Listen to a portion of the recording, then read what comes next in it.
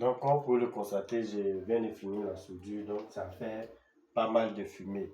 Donc, vous voyez, ce dispositif est très important. Il faut prendre tout ce qui est comme mesure de précaution. Voilà. Il n'y a pas eu de danger, tout s'est bien passé, mais à tout moment, c'est possible. Voilà, c'est possible, il peut y avoir un danger. Et dans l'immédiat, lorsqu'il y a un souci, immédiatement, sans réflexe, après, comme lui il est chaud, je peux l'attaquer. Voilà. Comme il est chaud, c'est lui qui produit. Je l'attaque immédiatement pour le refroidir. C'est tout.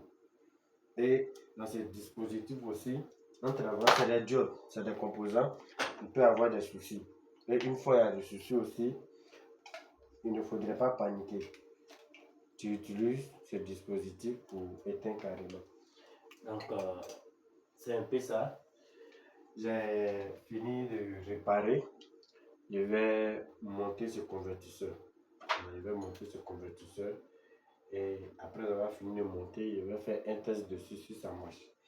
Et si ça marche, je vais livrer au client. De base, je ne suis pas un réparateur. Voilà, je ne m'initie pas trop dans la réparation. Je répare uniquement pour des clients précis qui sont dans les besoins immédiats.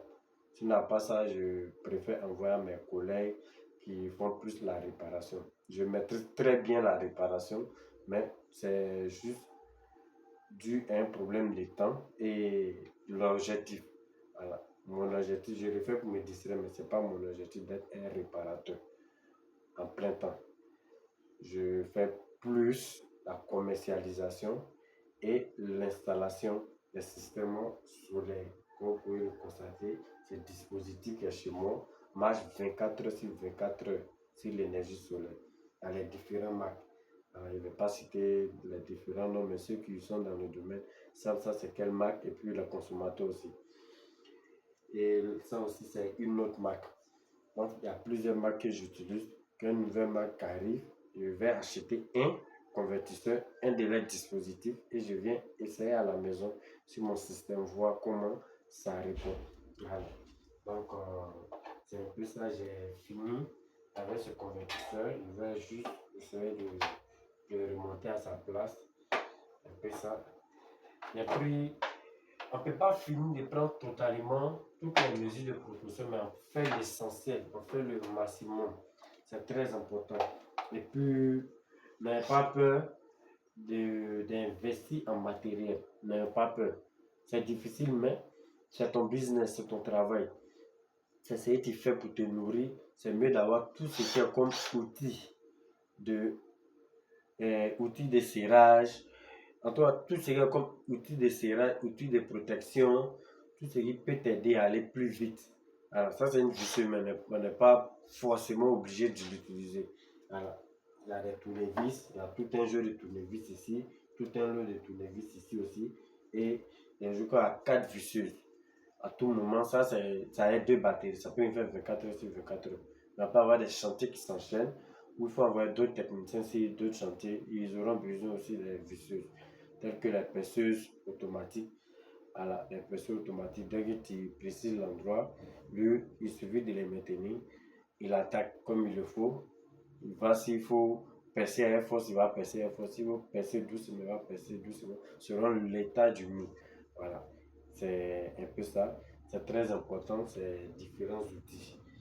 Et il ne faut jamais faire confiance à un coiffeur qui a beaucoup de cheveux. Qui a beaucoup de cheveux, excusez.